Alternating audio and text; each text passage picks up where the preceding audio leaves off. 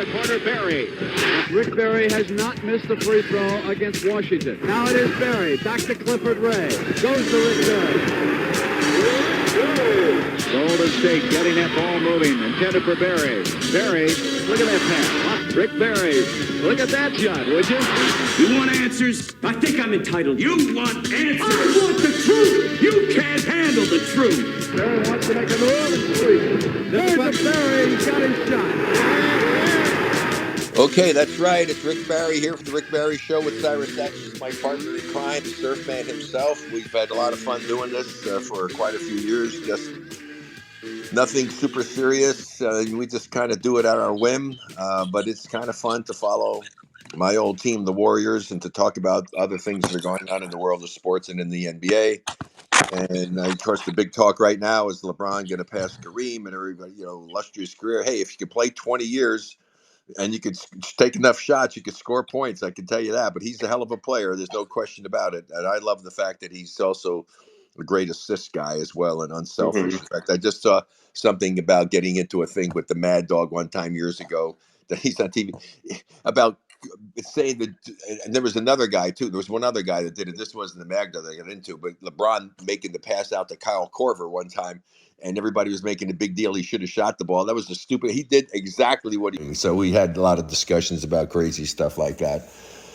LeBron, that'll probably happen more than likely when they play the Milwaukee Bucks. I don't know. He could still obviously get 36 in this next game, but I think it would be kind of cool to have him get it against Milwaukee, the team that Kareem Abdul-Jabbar came from. Obviously, he played with the Milwaukee Bucks, so that would be kind of fun to do that. So we'll see. And then the one that's so depressing to me, watching Steph get hurt. And now he's going to be out. The only good thing about the All-Star break coming up, it's that much more time for him to have a chance to go and rehab and get better. Won't hurt them as much. But man, oh man.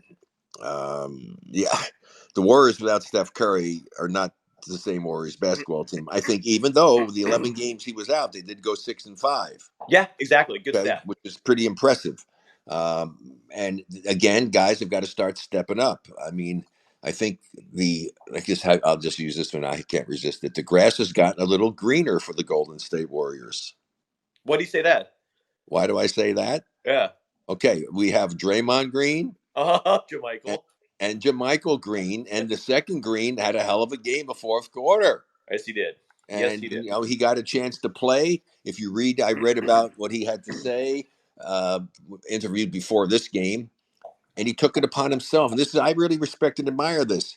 It's up to me to get out there and take this as a challenge and work. And he did that. And he put it together. And he had a chance to go out and he performed.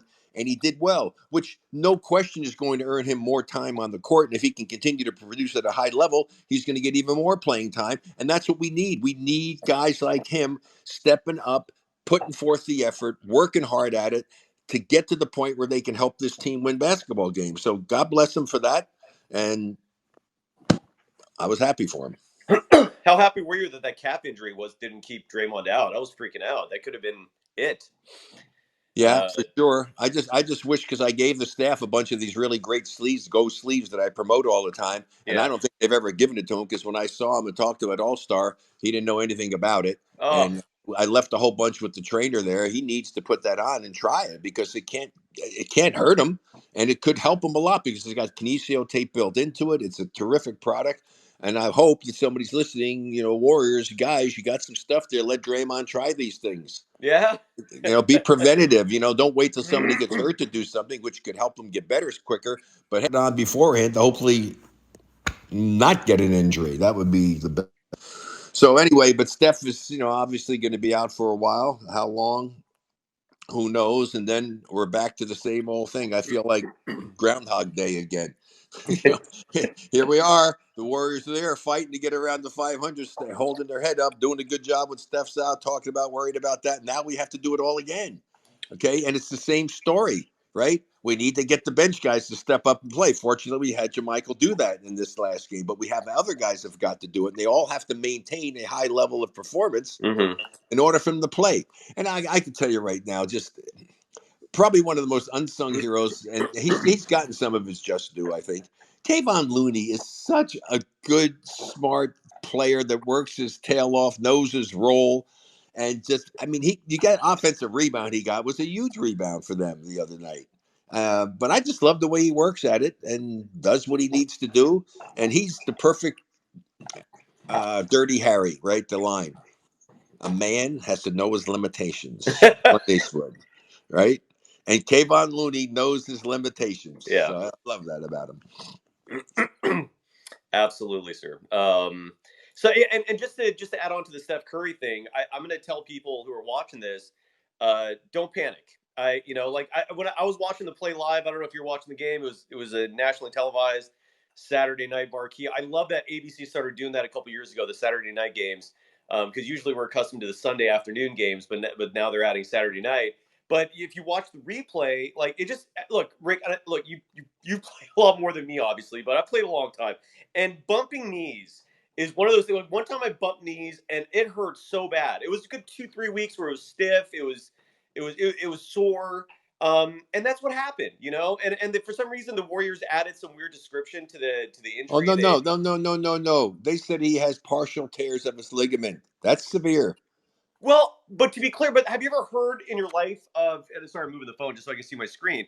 Have you ever heard of the tibiofibular ligament? No, no, no. My wife would probably know exactly what that is because she was into that kind of stuff.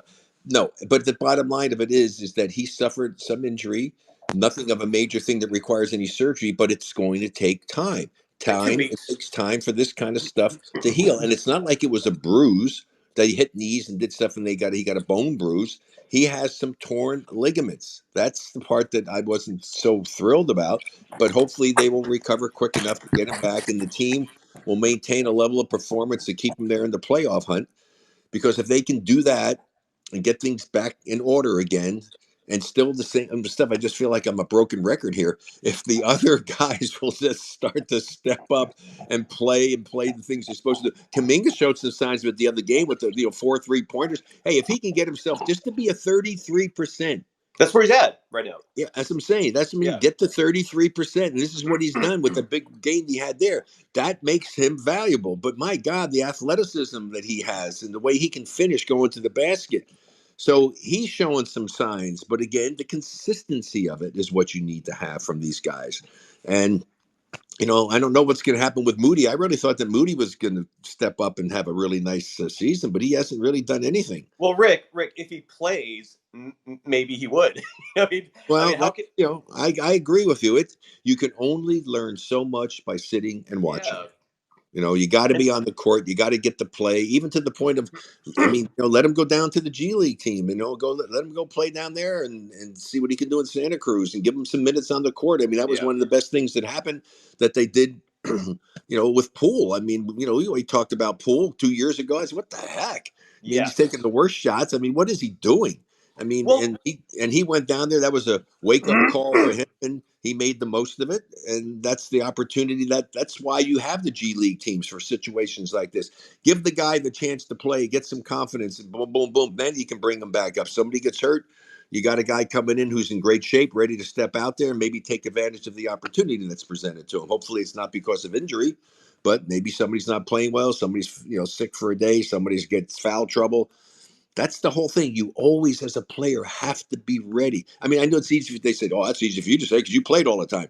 Hey, I was ready. I went to the All-Star game when I played against the Soviet Union team in Indianapolis, Indiana, my senior year, and they'd come over and they asked me to come and play because it was that other stuff. I was there on the bench. They started these other guys to play and do it. So I had to watch the game. I'm not going to just be there pouting, well, I should be starting. I'm better than these guys. Hey, no, let's play. Let's see what's happening. I know I'm going to get in the game. I hope that these don't know if they're going to get in the game, but I knew I was going to get in the game, but I had to be ready. And so I watched, I saw what was happening so that when I went in the game, I could take advantage of things I may have seen and make sure I don't do some of the things that I saw that weren't working so well. right. And I want to really quickly read verbatim the injury update. So here I'm reading quote from the Warriors themselves. An MRI last night confirmed that Curry suffered partial tears to his superior tibiofibular ligaments and interoosseous membrane, whatever the hell that is, as well as a contusion to his lower leg. This is what, Rick, if this had happened during your playing days, I don't think those. I'm sure those medical terms existed, but I guarantee no trainer would tell you, yeah, you suffered a superior tibiofibular ligament partial tear, partial, not full, and whatever the hell the interosseosis or interosseous membrane is. My point is, I'm not stressing. He's going to be back. And literally, CJ Holmes, beat reporter for the San Francisco Chronicle covering the Warriors, said in a separate report he'll be back 2 to 3 weeks, likely going to miss 5 to 6 games. I'm just trying to say, like, I'm not panicking about this. This is Well, here's the thing. Is that it's happening at a fortuitous time, mainly because you have the All-Star break coming up, and Steph will not have to participate and do that. So he gets all that extra time without missing games that are going to be being played. So he's not going to miss as many games as if it happened just the regular season without the All-Star break coming up. So I'm the eternal optimist. I always look at the positive side of things. I'm not looking at the guys being freaking, half empty. I'm talking about that sucker's half full. I mean, so you got to look at things positively. And so I think this is a positive thing. Now, it still comes back to what we just talked about. It all comes down to these other players. Are they going to elevate their game and play at a level that enables them to win games when Steph is out? What they got to get out of, and they're even doing it with Steph, these freaking fourth quarter or second half collapses when you've got double-digit leads and you wind up giving the leads away and almost losing another one.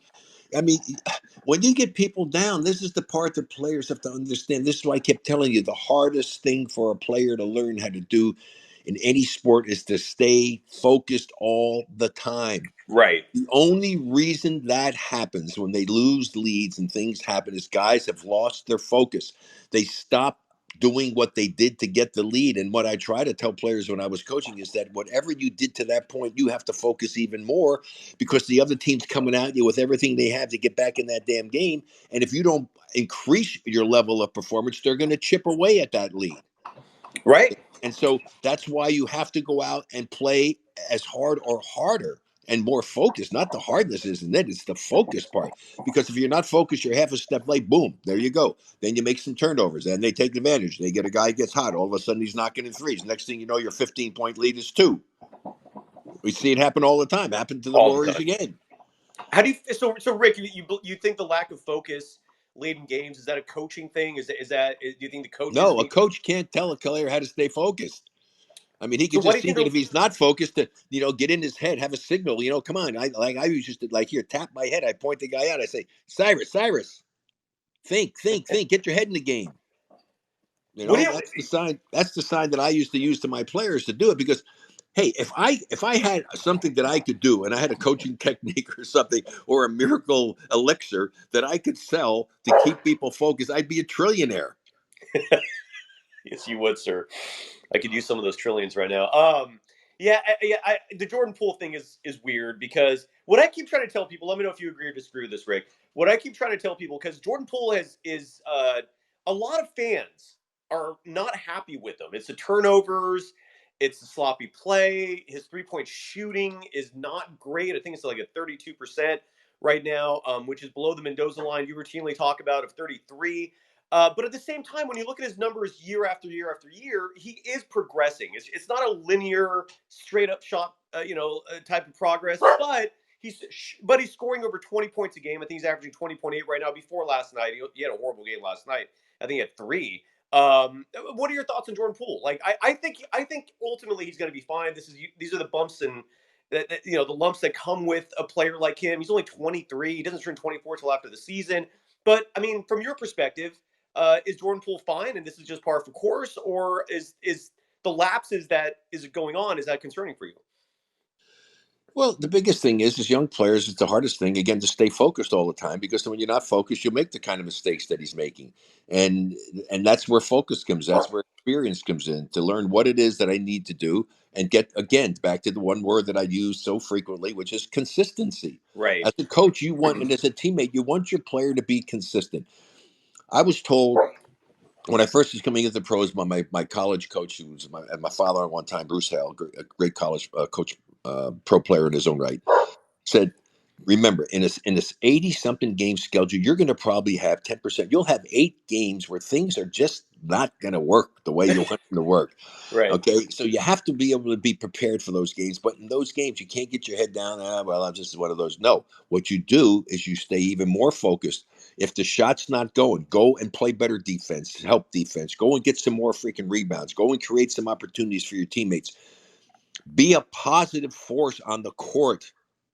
Don't be a liability on the court. And that's what you have Yes. to do when you have those other games, Right. because you want a player that's doing this, Yes. because you're going to have your ups and downs. You don't want a player that's here and then he's here. Yeah. No, Right. I mean, Yeah. not 25 one night and 6 the next, and then 30 the point, and then get 12. I mean, that's you can't count on a person like that. You don't know Right. what you're going to get. It's like Jekyll and Hyde. and Hey, just to let's get some questions from some of the yeah, fans. absolutely. And just to finish up Jordan Poole real quick, because I think this is worth noting. Like his second year, 2020, 2021, that was when he went to the G League and came back. He averaged 12 points a game. Last year, he was up to 18.5. He was shooting 36.4% from three, 44.8% field goal percentage. He had a solid year last year. This year, in almost the exact same minutes, he's only averaging 30 seconds more per game, but his scoring is up to 20.5 points per game. His three-point percentage, though, is down from 36.4 to 32.4, and his overall field goal percentage is down slightly from 44.8 to 43.5. But he's scoring at a great clip. I don't know. I think he's going to be okay. So No, I'm not worried about him. yeah, same. A That's lot the of people least. are. That's the least. That's the least of my worries. Yeah, but a lot of people are very worried about him, and that's why No. he was being I booed mean, last night at Chase Center. I never saw that before. Like, he was literally booed, and he finished with 3 points in that Mavericks game. But yeah, the fans are like they've run out of patience with him. It looks like they're using him as a scapegoat every listen. time. This is why, if you really are a true fan of the Golden State Warriors, you're not going to do that to a player. You support that player. You encourage him. You try to lift him up. A fan should be a fan through the good and the bad. Yes, you Agreed. might not be happy with what he's doing, but you doing that to him is not helping. It's because you don't know how he's going to react to that. That could make things even worse for the team by getting him so screwed up that he's trying too hard or whatever it may be. You can have a negative impact on a player by doing that to him. So be a Agreed. supportive fan. Yeah, I'm with you. I think Jordan Poole is an asset. I'm definitely not giving up on him. Here's some questions. Let's start with Taylor Duvicus. I don't know how you pronounce that, but here is The Taylor Vikings. Duvicus. Hey, Rick and Cyrus. Out of curiosity, how do you think Kyrie is going to be as a fit in Dallas? Between Kyrie and Luka, they both are ball dominant. Just curious to see how you think this plays out for the Mavs. Taylor, you hit it right on the head with your last comment there. They're both ball dominant. So I'm saying, how is this going to work? Yep. Seriously, you have a guy who dominates the ball on one team who's going to another team with a guy who dominates the ball on that team. I think the guy, it's going to be interesting to see what he winds up doing. Is what do they do with Luka? I mean, how is he going to deal with not having the ball to create the stuff that he does? Because I could Correct. see where you could do more with him, maybe, especially if he's got a matchup with some size. You can post him up because he does a lot of that anyway. Yeah. And he can be fed by Kyrie. It's going to be interesting. Both of those guys are going to have to find a way to work together. It's going to be interesting to see what he does over there. I mean, Mike Jason. I mean, I don't know what he's going to do with the kid with that situation. It's going to be fun to watch though, to see how it works. If indeed it's finalized, all indications are that it's going to go through. It's fun. Yeah, But it's just a physical. well, Is it's all the this same stuff. thing. What'll happen? Like, even what's his name made a change in transition and say, well, what the heck's going to happen when you get when the trade from the Rockets going over to the 76ers and over, and then Harden. be Yeah. yeah. I mean, my God, he has made a change, but he has to. One of the two has to make a huge change. I mean, this is interesting. I mean, going to a team that doesn't have a player like that, certainly you can see that. I mean, going to the Uh-huh. Lakers, that's what I'm saying. Going to the Lakers, I mean, the Lakers don't have a player like that. Correct. That would have made So much he more would sense. fit in pretty well there. I mean, they have LeBron who does that a lot, but he only does it because he doesn't have somebody else who can do it as well as he does. Right. I personally think, Rick, this is a disaster. I've never seen a team with 2 high usage guys like this on the same team together make it work. I Well, think look at the Kyrie. Rockets. Look at the Rockets. What happened when Westbrook went there? Yeah, it doesn't work. It's crazy. And I thought Zach LaVine would have been a perfect fit to put alongside Luka because he is not a ball dominant guard. He only cares about scoring and not necessarily dribbling the ball. Luka needs the ball. I have no idea how this is going to work. You're right. It's going to be fun as shit to watch. I can't wait to see how like this. I think it's going to be a train wreck. I think Kyrie Irving is a cancer to any team he goes to. I know I'm sounding harsh, but he has said and done so many insulting things. I think Dallas made a huge mistake. That's my opinion on it. Good. That was a good observation, though, Taylor. You're right about the ball dominant players. That's a tough one. Absolutely. Here's Jack tuning in, and just to let people know again, you can literally upload a question while we're recording in case people come onto the show late. Here's Jack. Rick, I was hoping you could give us a rundown on your trip to the Amazon and the fishing in the Amazon River. Would be interested in how your trip went. Thanks. Yeah. Hey, okay, you know what? I don't know if this might be the guy Jack that was actually fished with me there. Where this come in? Is this come in from California? This call? No, seriously, I never knew. I never met him, but I met Jack, and so I stayed in one cabin with him over the water that we stay in and fished together with him. So I'm just wondering if that's actually him. Anyway, the trip was amazing. We got to get back to talking basketball. If you're a fly fisherman, all I'm saying, go to bucketlistflyfishing.com. Get a hold of Rob Anderson, talk to him. You owe it to yourself to put it on your bucket list if you're a fly fisherman. It's an incredible trip. The food is amazing. It's very special. I would highly recommend it to give it a shot. I mean, 8 people, 6.5 days of fishing. We hooked 2,600 peacock bass and tons of them that were 10 pounds and more, all the way up to I think the biggest one was like 18 or 19 pounds. Yeah, Awesome. and if people follow you on social media, Well, they can go on, check it out. I got some photos up there. Exactly. Rick24Berry is your handle, Rick, for people who are unfamiliar on all your platforms. My curiosity is you're in the Amazon. I'm picturing like sweltering humidity, mosquitoes. Are those issues? No, Okay. I had no bug issues whatsoever. Wow. It wasn't hot and sweltering. It was supposed to be the dry season, but it was raining all the time. Got drenched a couple of days actually. Okay. The water level was higher than when you wanted it because when it gets a little higher, then the fish can go back into the trees and stuff and hide and get away from you. And if it was, and I'm just saying, I can't even believe what it would have been like if the water level was down where it was supposed to have been. Oh. The more the fish would have been there. We already crushed them as it was. Yeah. 2,600. Is that what you said? 2,600 we had. Jesus. Yeah. That's 6 days.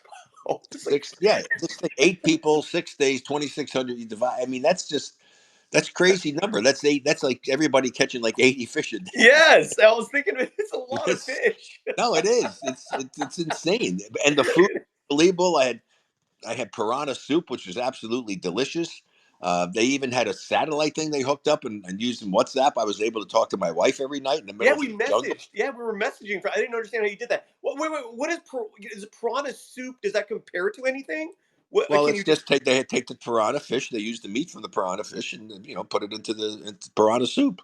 How do you describe the flavor? Can you? Is it No, it's just good. comparable? It's not. No, it's not something. It's more like a grouper or a fish that doesn't Okay. have a whole lot of different flavors. It's there. It's nice. But I have another thing, arapami. I think it is whatever it is. Maybe the best fish I've ever eaten in my life. Amazing. Wow. Just amazing. Just Bravo. incredible. And what's the website one more time? Fly fish. Bucket, bucket list fly fishing, bucketlistflyfishing.com. And Rob, Rob's the guy you want to call and talk to. Rob Anderson, who's the guy who puts these trips. There's only 5 weeks during the year that they go to these special places where they have the license to get it. You don't have tons of other people around and fishermen. It's very, very special. And we flew in and landed on a grass runway in a village and then boated where we were. On the way out, big plane came and picked us up off the water and took us out. It's cool. But here's the thing. There's not a lot of other animals and crazy birds and stuff to see when we're there. I'm serious. It was like I figured jungle. Oh man, you think about all the stuff there and you see on TV. No, it was just a lot of trees. Yeah, there's birds and stuff around, but I mean, there's not a whole bunch of animals around to look at. You're basically going after the fish. Incredible. Bravo. Here's Craig, who has a question. Hey, Rick, regarding the Warriors, what do you think the key components are for Coach Kerr to get the Warriors back playing consistent basketball so they can get into the playoffs? Well, Greg, I tell you, I'm sure that he has been begging him to do that all season long and talking to him ad infinitum. I'm sure he's probably sick and tired. Guys, we got to stay focused, man. We got to get back to being a better defensive team. We talked about this, I think, in a previous show. One of the stats where the Warriors are, they're one of the worst teams as far as the number of points given up. As defensively, no team has won an NBA championship that was a terrible defensive team. Correct. Okay? If Correct. they don't get their defense better, you're not going to win the championship just with your offense. This statement, oh, defense wins championships. No. Defense helps win championships. It doesn't win it because you still have to outscore the freaking opponent. So you need some Right. offense also. Okay.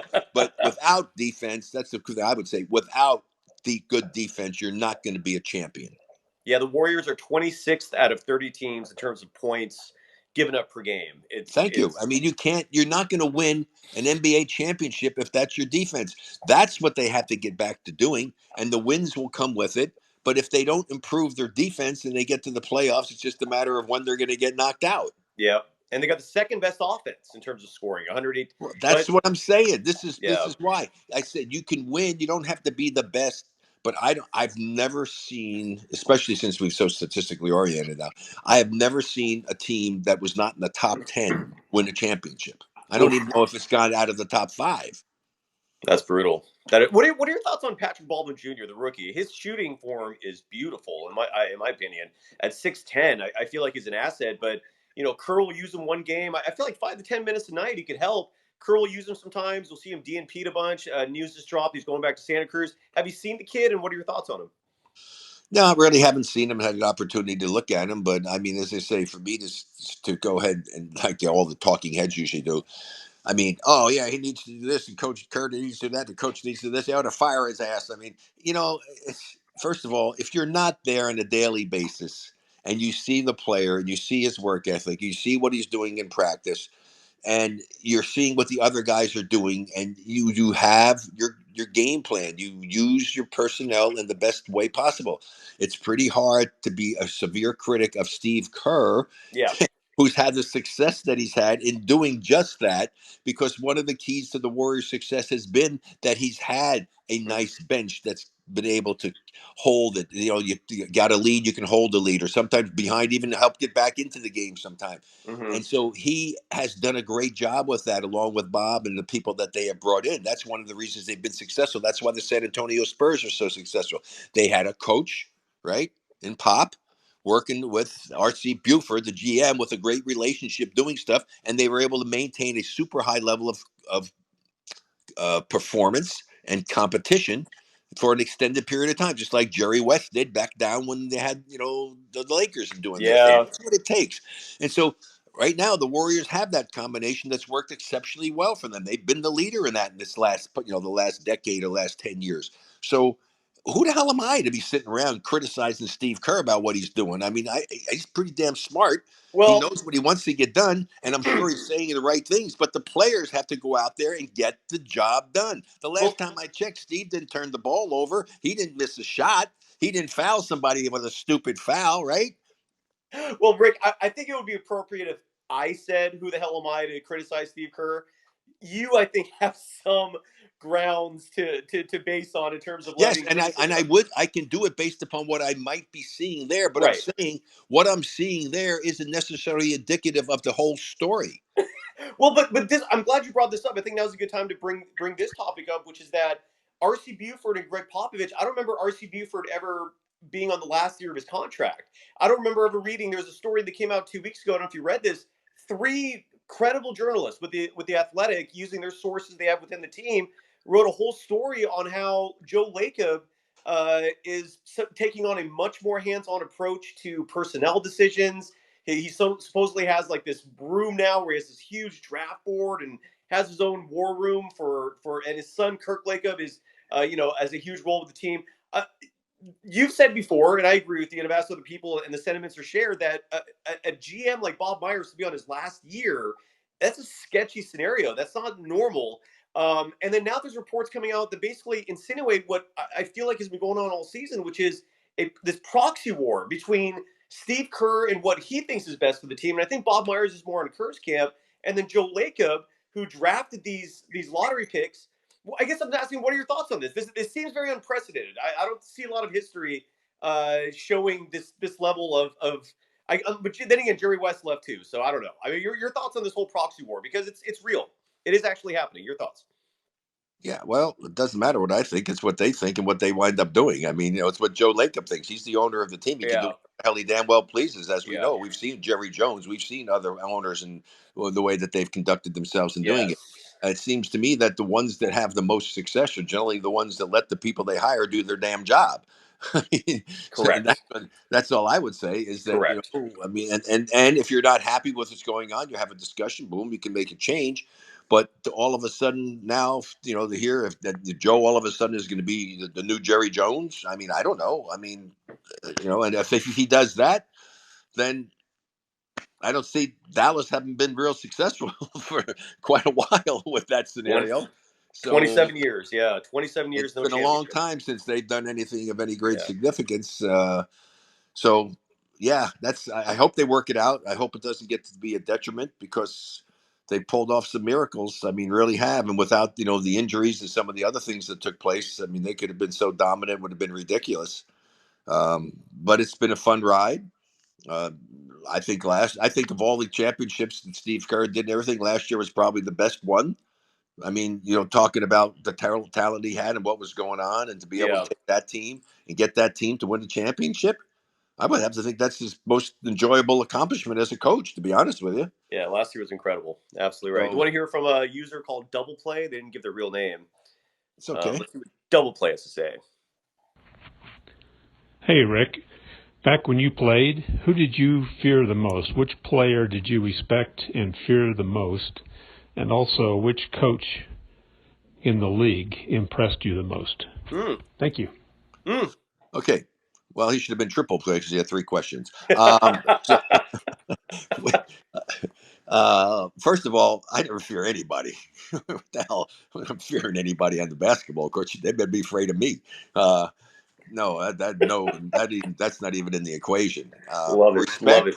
Respect. I respected a player who, when he put his jersey on, he was going to give you everything he had every night that jersey was on him. Like a Kobe Bryant, who I had great respect for because he was that type of a player. Somebody that's going to give you everything. Giannis is another guy right now, modern guy. That, my God, you talk about somebody that gets out there and gets after it to play.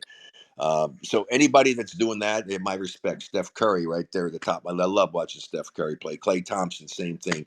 I mean, Draymond. I mean, I just have so much respect for guys that do it the correct way with the right attitude. So Agreed. that's that one. And then as far as coaches with impressing stuff, again, I get back to the same thing I talked just a little bit ago about Steve. I'm not in the locker room. So if you're not in the locker room or you're not in a practice, it's hard to say just how good a coach really truly is. You really don't know for sure.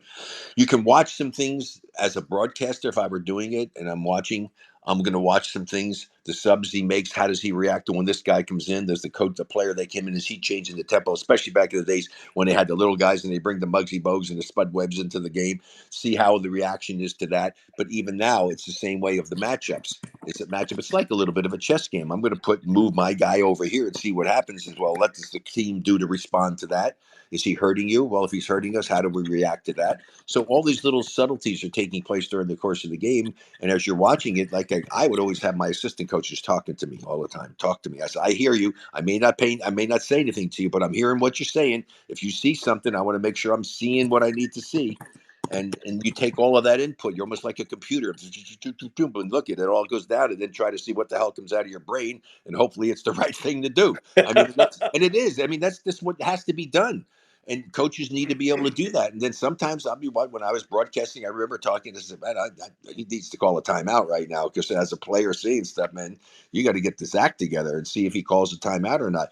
And so things of that nature, you can make some comments on. But the overall thing is that the team playing hard for this coach, getting out there after it all the time, doing good things, and are they getting better? Mm-hmm.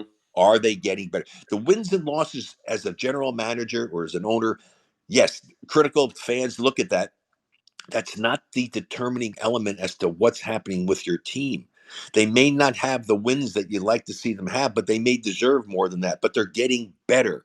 Mm-hmm. And somebody make so that's you have to look at that. Don't get so hung up on the record. if the team's putting forth a great effort and they're making some strides and getting better, you can only make chicken salad out of good chicken, And a lot of these guys have been given some bad chickens, you know. And so and they're trying to go ahead and give them the fact. Not only the chickens, they gave them what's coming out of the rear end of the chicken. And they're saying, make this into a great meal for me, will you please? Well, that's a freaking impossibility. You got to get the right players. That's what you have to have first. And then you hope you get a coach that doesn't screw it up. You got that right. Nick, a listener, Nick Frensky, I've seen him on Twitter as well, has 3 questions. So I'm going to do one and then mix it up. So I'll play all 3, but let's interdisperse other questions as well. But here's the first one. Here's Nick. Oops. Hey, Cy. What about the Warriors And trading Rick. Moses Moody for Matisse Thybulle? I think would help him defensively. He's been in the league. He's got more experience than Moody. Philadelphia is looking for an outside shooter to help space the floor. What do you think? Well, I'd love Rick. He should have asked you first. You should show some respect to the Hall of Famer. What are your thoughts, Rick? On No. See, and that's the minutia of the stuff that, not being a broadcaster and doing stuff, I'm not following it that closely to watch some other guy on the Philadelphia team and give a rat's ass about what he's doing. I mean, I'm looking at the overall team, and Philadelphia is playing exceptionally well right now. Yes, They're they are. gaining some confidence, and although it could be a little early, okay? So play this great going into All-Star break doesn't mean diddly squat, but you better be playing hopefully this great when you're going into the playoffs. Well, I'll just tell you in a nutshell what type of player Matisse Thybulle is. Matisse Thybulle is not a good offensive player. He just that is not the part of his game that you would ever add him for. He's a 6'5" perimeter defender. Again, he only averages 2.7 points per game, but as a defensive player, he's stout. Well, okay, I'll cut you off here and not waste any more time. Don't make the deal. Okay. You can't give up a guy with the potential of Moody who can shoot the 3 and do shit. You're not going to win with a guy who's a great individual defender who can score 2 points a game for you. Okay, Love it. End of story. You answered it right there. Okay, let's go to ASD Films with the question here. So now that Curry's hurt, and we know he's hurt for a little while, what do you think our chances are of just playing with this team, and this is our team still for this season, even next season, or are we going to look into, almost turn into a rebuilding team because, we're losing Curry, we're losing Thompson to injuries too much, and we realize that this team is getting older, even though I'd love to watch them for the next few years, but what are the chances that this team stays together any more longer than this season? Thank you. Okay, a lot of stuff there. Yeah. And you're right. We talked a little bit about it. The other guys have to step up and try to get the job done. I don't necessarily think they're going into a rebuilding mode. I think they could still be very competitive with. They injuries. These are not major injuries, career-ending, career-threatening injuries. These are just the little nagging things that happen during the course of an NBA season. Right. The biggest thing to me for this team has been 2 of the 3 guys that we were hoping were going to be able to get the time and step up and become much better players is Moody and Moody and God, I can't even. I'm Wiseman. Blank a name. Yeah, my God, it's like I talk about him all the time. I try to block him out of my mind because it's like when you think he's ready to play, he's not going to play. I mean, oh my God, we need him to step up. And do something, then he gets hurt. Then I don't know what the deal is. What's the latest on him? What did you hear from someone? I don't even know what the status is with him anymore. James Wiseman is healthy. James Wiseman is he's such an enigma right now. Yeah, well, the enigma is, and this is more along the lines of how Kerr and Myers are feeling, because Bob Myers did an interview a few days ago where he did not exactly give the most ringing of endorsements to James Wiseman. He alluded to the fact that every time his time was there for him to play, he was dealing with injuries. It was not ringing words of encouragement, Rick, in terms of Bob Myers, the way he was describing Wiseman. And then Kerr, a week earlier in an interview, talked about Wiseman and did like a Freudian slip that sounded like he wasn't going to be with the team much longer.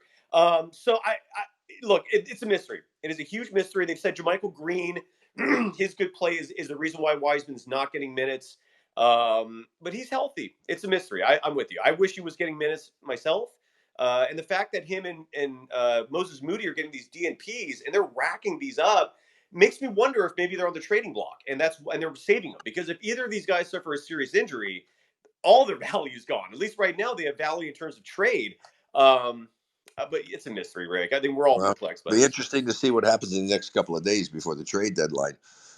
Agreed. takes place. Agreed. Yeah. I mean, everybody's talking about the Kyrie Irving thing, but there's a whole lot of other things out there, the little subtle things that could make a big difference for some team going into the playoffs. I know we did that in our championship year. We picked up a veteran. We picked up Bill Bridges specifically to go and play defense against Bob Love and the Bulls. Yeah. I mean, and that's what it was for, for that series. That's what it was.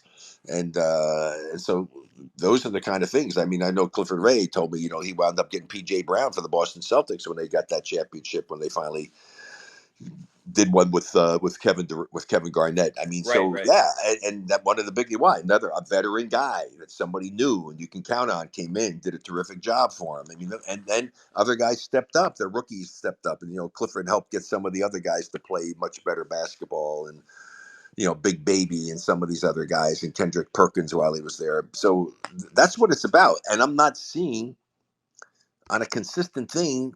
It's like everybody's like up and down, way up and down. And it's like, who's going to come in and start to be consistent? I'd love to see, JaMychal maybe all of a sudden after this last game to maybe play at this level on a consistent basis. I mean, my God, that would be such a huge factor for the Warriors to have that, because he was instrumental on both ends of the court. He did a great job, Agreed. absolutely wonderful job. Agreed. And so I'm saying, well, where has he been? Well, he was hurt a lot, and then he was sick, and so now maybe this is going to be the breakthrough game for him. I certainly hope that's going to be the case. So it's going to be fun to see how the players respond, because a lot of guys right now are getting that opportunity to show what they can do when they wouldn't have had it if everybody was healthy and the status quo was there. And this is why players, and I talk to all these guys, listen, you have to be ready. You never know when they're going to call your number. Be ready. Right. Speaking of James Wiseman, Nick Frensky has another question, and I think this time he addresses you. And this is about Wiseman. Here's Nick. Hey, Rick. What would you do with James Wiseman as a center if you were the coach? What strengths would you play to, and what would you have him work on? Oh, well, he's athletic as hell. Okay. I would want him to be a rim protector for me on defense, to be able to be there to help and do that. Kick it out and run your tail off and use your athleticism. Go get some easy baskets in transition. Use your athleticism to go and get me a basket or two every game off the offensive glass, and then have someone work with him on a nice little low post game, a little jump hook, a little something of that nature, and then hopefully he looks like he has pretty nice form when he shoots his free throws, and then let him go to the free throw line, let him go, and then be able to do that and post somebody else up down inside, and he can shoot the shot if somebody doesn't guard him close. That's the kind of way I can see him being utilized. Because he is an amazing athlete. I mean, he really truly is. God, he runs like a deer. He's got pretty good footwork. But I don't know his feel for the game. Haven't got a chance to watch him enough to just see if he's got that little intangible, But they say he's got a good attitude, that he's working hard, and it's just been one of those silly things that he's been absolutely cursed with freaking little injury stuff that's really hampered his development. Yeah, the injuries have been brutal. But yeah, he's healthy right now. I do not understand what's going on. In 12 minutes, he's averaging 12.9 minutes per game this year, putting up 7 points, 3.6 rebounds. His rookie year, he didn't have these issues with his hands. Kerr was giving him minutes. His rookie year, he 21 minutes of play. He scored 11.5 points, grabbed just shy of 6 rebounds. Yeah, I'm with you. I think if he plays, he can do great things. But yeah, I don't know what's going on. Well, those numbers he got for that number of minutes are pretty damn good. The number of minutes he's played, you mean this year? For the number of minutes he's played to put up the stats, to have the stats he has, are pretty damn good. Agreed. I'm so totally just take that and say, guy plays, you play 30, triple every one of those. Yep, exactly. Or I'm with you. Yeah, I don't triple the point, triple the points, triple the rebounds. I mean, so that's a double. I mean, that's 20 points and 10 rebounds. Yeah, I'm with you. And here's one more question from Nick. I think he was following up on what you were saying earlier in the show about focus. That's exactly what Draymond was saying last night, is focus. They lack focus. And they're getting away from doing the things that got them the lead. Yeah, I heard Draymond say that too. So Yeah, Um, well, thanks for bringing it up. So obviously, maybe I guess either he knows what he's talking about, or I know what I'm talking about, or or both, maybe or we both. both do. Yeah, or both. I think in this case, we both do. Trust me. It is focus is such a critical thing, and is so probably the most difficult thing players have to learn how to do on a consistent basis, and not allow outside things that's going on in your life, whatever, to impact your focus on that particular game, that particular night, where your focus should be totally on that. Everything else goes on the back burner. And here's one last question. I believe this is it. This is from Greg, talking about end of season routines for players. Hi, guys. What are some of the things the players in the NBA do late in the season to keep their bodies fresh? It's quite a grind, and I'm sure there's some tricks to the trade. Well, nowadays they have so much going for them. These teams have masseuses on staff for them. They can get body rubs. They can get all kinds of other treatments. They got hot tubs, cold tubs. We had nothing. So what are you asking me? What the hell do I know? I had to figure out what I had to do on my own. I had nothing. We didn't Well, have. what did your kid? We, Or Rick, what did your kids do? What do what, they do? well, when Brent was with the San Antonio Spurs, he just goes and puts his thumbprint and goes into the miracle world of the San Antonio Spurs clubhouse, where they have a practice facility and everything else in the world you can conceivably want, food, whatever it may be. I mean, seriously, it's such a difference. So I don't have. I'm the last person you would ask to find. I have no idea what they could do at the end. I wanted to play. I played 47 minutes a game one time when I was in the ABA. I and I loved it. I didn't want to be on the freaking bench. I play basketball. I want to 40. You play. averaged 47 minutes a game one year. I think one season I averaged 47. I think it was, or 46, something like that. I played most of Wow. the time, but a bunch of times I think I was over 40 in some seasons and all. But now it's like 36 is about max for most guys. Yeah. And I understand they're so worried about getting them beat up and wanting to be healthy for the playoffs and all, because there's so much money involved. Back then, they weren't worried about the $12,500 they offered me to play. It was no big deal. Now, if it Right. was $12,500,000, right, or 125 million or something, yeah, they're going to stand up and take a little bit of notice. Oh man. Well, is there anything else? Did we cover all the bases? I think we did. What do you think, Rick? Yeah, no, I just, we're back in the same mode. We're praying that the Warriors can, like they say, hold fort and stuff until Steph gets back, and have some of these other guys step up and start playing well and make a total commitment to freaking defense for at least 40 of the 48 minutes. I'd never even asked my team to give me 48 minutes. I said, guys, I'm only asking for 40, man, because I know the other team's not going to come close to that. So let's get 40, man. And it's amazing the correlation between the time we played focused and our result of the game. I mean, the more minutes we stayed focused in a game, and I have people charting and telling them what we're looking for, and I look at it afterwards, the greater the margin of victory when we won. There you go. There you Because go. why? Because all the little stuff. You're there for the loose ball. You're screening off the boards, right? You're not making the foolish mistakes. The good weak side help on defense, not letting them get to from 30 feet drive and get a freaking layup. I mean, what the hell? That's the biggest horseshit defense in the world. I mean, when I watch some of these games and I see a guy has the ball, comes down, drives in, and lays the ball in. I'm going, what? What are they doing? I mean, oh my God. I mean, it's hard. It's very hard for me to watch games a lot of times. I'm Yeah. sorry. And having to listen to what's being said, especially oh my gosh. And I love Steph and everything, but Steph carries the ball just even when he's dribbling and standing there. And so does so many of the other ones. I watch Chris Yeah. Paul, they all carry the ball. Yep. I know Steph works on all the drills and he's incredible with all the stuff that he does, but they get away with stuff that's a carry according to the rule book. What they're doing is a carry, It's like every and time they dribble, they yeah, twist their thank you. wrist that they're It's come on. It's like yeah. anyway.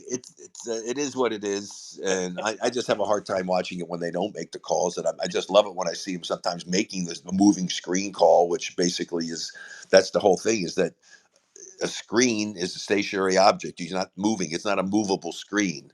And I'd like to see him call that more often. But that's the big thing, is talk about the offensive player. Be smart enough to set your man up to run him into the guy that's willing to become a screener. You got a teammate willing to put his body on the line for you. I tell you what, I'm running my guy into him. And if he doesn't get run into him, he's going to be trailing me, so I'm going to own him anyway. Rick, you're in Florida right now. Is that correct? Yeah, down in Florida, and getting ready to head down. I'm actually going down and doing something for my alma mater to watch the University of Miami playing Duke tomorrow down at the university at the U. So And you're being like I'm going to recognized. fly down there. I think they're going to I say hello, whatever. Anyway, I'm flying down to do something there for the team, and hopefully they'll find a way to win because this Duke team has been kind of an enigma a little bit. They had a big win, I guess, against Carolina yesterday or whatever, and but they're not. They've never been ranked. Miami was ranked in the top 20. I know they may be out of there now because they got knocked off the other day, but should be a decent game, and I'm obviously hoping that that my team wins. I hope so too, and I'm really glad that they're recognizing you. And higher education institutions should do that more often. There's a crisis with college enrollment, so bravo. Well, they're honoring me. I think they're doing this mainly because of the fact that they let somebody wear my jersey this year. Oh, Yeah. that's the deal. Yeah. That's the trade-off. Well, they no, that wasn't the reason they had me come down there. But my teammate called me on the phone. What the bloody blank is going on? When I said, "What are you talking about?" He said, "Somebody's wearing your jersey in Miami." I said, "What?" What's the is this kid the kid who has the number? Is that like that important to him? What's the? I don't get it. I don't know the whole real true story as to whether he wanted to come there because he transferred to somewhere and he wanted 24. But the thing is that it's a retired jersey, has been for a number of years. I would think that they would never even make up a jersey with number 24 correct to have available. and so somebody really, missed the boat on that one. And so they called me up. Oh, well, we have to do that. And sorry about it. And I mean, so I said, I'm not going to go. Say, well, tell them to get the uniform off and do it. And here's the funny thing. We're in the Guinness Book of Records again, the Barry family, but also with my wife Lynn and Canyon and the All America stuff. But the thing is, we're in there again because the only husband and wife to have their jerseys retired at their alma maters and have a player wear it during one of the seasons or attempted. They did it at William and Mary with my wife Lynn too. What's the story there? Why? They blew it. Somebody screwed up and didn't realize. Screw ups. Okay. They came out and they saw her at the court, had the jersey on. They said, "What the heck?" And they ran down there. One of her teammates ran down, got the athletic director, did stuff. They got the jersey off the ground at the end of the game, gave her all the jerseys with 22 on it, and apologized profusely.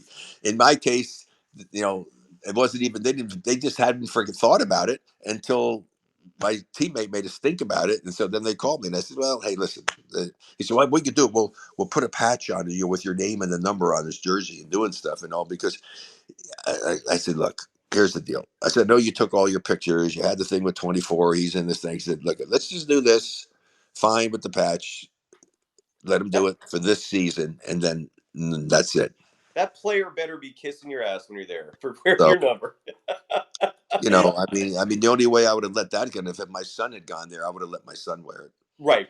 That makes sense. Yeah. I mean, otherwise, what's the point of retiring a number? I mean, well, here's the thing is about I'm saying that I would have. I really don't have any say over it. It's the university's decision to retire the jersey, not mine. So if the university wanted to give him my number, and that's the way they have figured they can only get him to come to school and do that, then maybe that's what happened. I don't know the true story about it and all. It's irrelevant. But the thing is that it's not my choice. It's their choice as to whether they want to let somebody or let him continue to wear that jersey. I would hope that they wouldn't do that because I think it goes against everything that having a jersey retired stands for. Yeah, what's the point? What's the point if you're not going to actually do it? Yeah, that's crazy. Well, at least you got a story out of it, and you'll probably get more information when you go there in terms of the why. I'm curious. Well, let's just keep our prayers going for the Warriors to get healthy, have these other players step up and rise to the occasion, to use whatever cliche you want, to be able to keep the team, keep them in the hunt while Steph's getting better. We'll see. It'll be fun. The trading deadline is, I believe, this Thursday, I think, yeah. February 9th, and then we'll find out if the Warriors... They've only done one trade mid-season during this whole era, and that was for Andrew Wiggins, and that was a lost season. So they don't normally do it, but there's a need, so we'll see what happens. Yeah. Great doing this as always, Greg. Always a pleasure, sir. Take care. Bye, everybody.